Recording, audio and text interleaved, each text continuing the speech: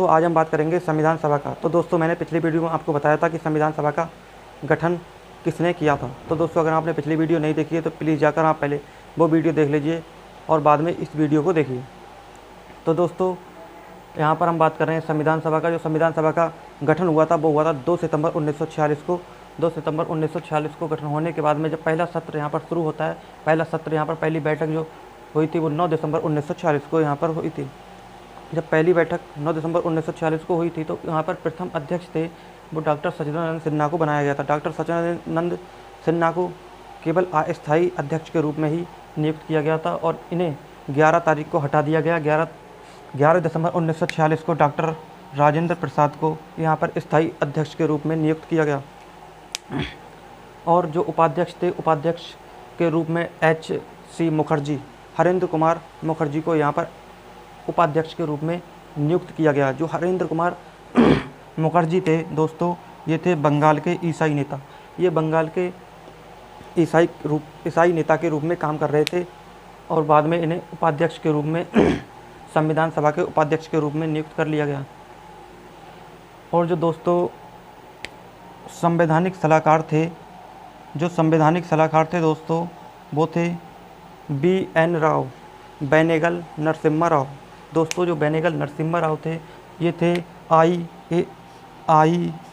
IAS officer.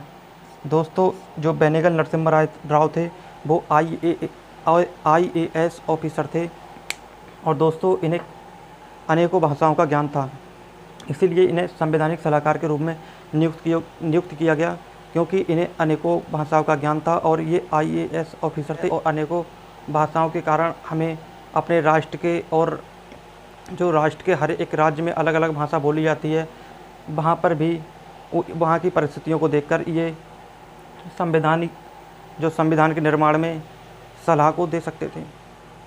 तो दोस्तों बाद में बात करते हैं प्रारूप समिति के अध्यक्ष। जो प्रारूप समिति के अध्यक्ष थे डॉक्टर भीमराव अंबेडकर जी थे। जी हाँ दोस्तों, डॉक्टर भीमराव अंबेडकर जी को हम संविधान का निर्माता भी कहते हैं।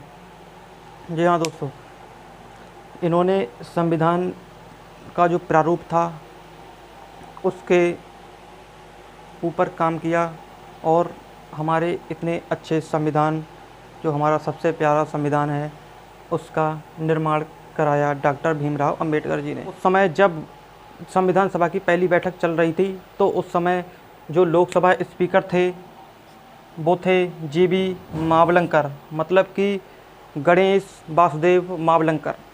और दोस्तों उस समय जो गवर्नर जनरल थे वो थे C. राजगोपालाचारी, मतलब कि C. राजगोपालाचारी का पूरा नाम चक्रवर्ती राजगोपालाचारी था।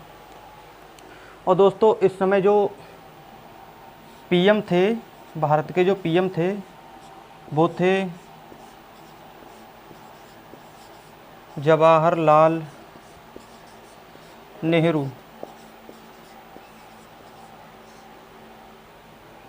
दोस्तों इस समय PM थे श्री पंडित जवाहरलाल नेहरू।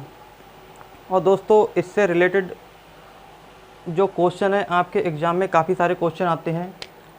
एक तो क्वेश्चन ये पूछा जाता है डॉक्टर सच्चिदानंद सिन्हा के बारे में कि जो हमारे संविधान सभा के अस्थायी अध्यक्ष थे वे कौन थे, और डॉक्टर राजेंद्र प्रसाद के बारे में पूछा जाता है कि प्रथम स्थायी अध्यक्ष कौन थे हमारे संविधान सभा के।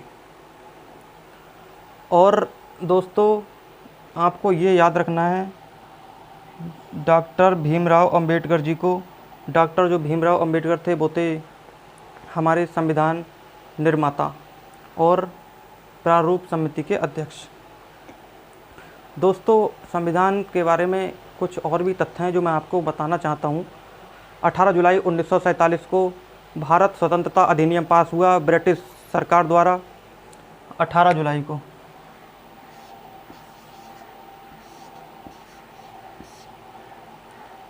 18 जुलाई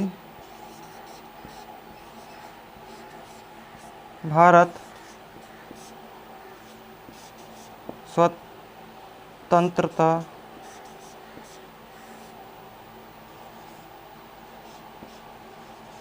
अधिनियम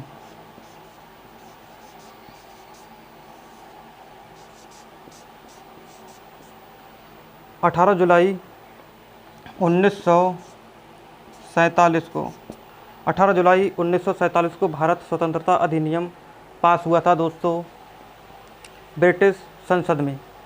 और दोस्तों 22 जुलाई 1947 को राष्ट्रीय ध्वज हमारा स्वीकार कर लिया गया था। दोस्तों ये आपको बहुत ही ज़रूरी है याद रखना कि 22 जुलाई 1947 को हमारा जो राष्ट्रीय ध्वज था उसे स्वीकार कर लिया गया था। और दोस्तों 26 नवंबर 1949 को भारत का संविधान अंगीकृत कर लिया गया था। 26 नवंबर 1949 को संविधान अंगीकृत कर लिया गया था। जो हमारा भारत का संविधान था वो 26 नवंबर 1949 को अंगीकृत कर लिया गया था। दोस्तों जो हमारा संविधान लिखा था वो लिखा था प्रेम बिहारी रायजादा ने। दोस्तों प्रेम बिहारी रायजादा एक ख़ानदानी लेखक थे, ख़ानदानी राइटर थे। और दोस्तों उनने बहुत ही सुंदर तरीके से हमारे संविधान को लिखा और उन्हें ये संविधान लिखने में 6 माह का समय लगा। और दोस्तों जो संविधान सभा है, संविधान को पेश करने में 2 साल 11 माह और 18 दिन का समय लगा। संविधान को लिखने में तो 6 महीने का समय लगा, लेकिन जो संविधान सभा में जो इनके सदस्यों ने, संविधान सभा के सदस्यों ने इसे पेश किया, वो पेश करने में 2 साल 11 माह 18 दिन का समय लगा था। तो दोस्तों यहाँ पर क्या होता है, जब 26 नवंबर 1949 को संविधान अंगीकृत कर लिया गया, फिर 26 जनवरी 1950 को संविधान लागू कर दिया गया।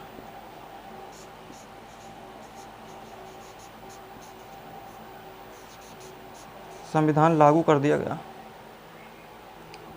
26 जनवरी 1950 को संविधान लागू कर दिया गया। दोस्तों ये क्वेश्चन कई बार आ चुका है कि कानून दिवस को किसके उपलक्ष्य में मनाया जाता है और क्यों मनाया जाता है।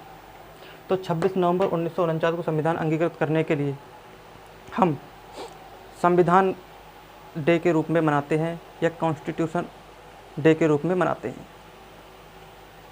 ज़्यादातर जितने क्वेश्चन आते हैं संविधान सभा से वो मैंने यहाँ पर सब क्लियर करा दिए हैं दोस्तों। यहाँ से ही आपको सारे क्वेश्चन मिल जाएंगे। ज़्यादा कुछ नहीं आता है यहाँ से, ज़्यादातर पूछा जाता है तो यहाँ पर प्रथम अस्थायी अध्यक्ष या स्थायी अध्यक्ष, उपाध्यक्ष तो ज़्यादातर पूछे ही नहीं जाते हैं और प्रारूप समिति के अध्यक्ष पूछ लिए जाते हैं। और 26 नवंबर 1949 संविधान अंगीकृत किया जाता था, ये पूछ सकता है अगर पूछे तो, और ज़्यादातर पूछ ही लेता है। और तो दोस्तों ये था हमारे इस संविधान के बारे में कुछ महत्वपूर्ण तथ्य जो आपको, मैं आशा करता हूँ कि आपको पढ़ते पढ़ते ही याद हो गए होंगे। अगर आपको याद ना हुए हों तो प्लीज़ आप इसके नोट्स बना लीजिए और एक बार पढ़ने से ही आपको याद हो जाएंगे। तो दोस्तों वीडियो देखने के लिए धन्यवाद। जय हिंद।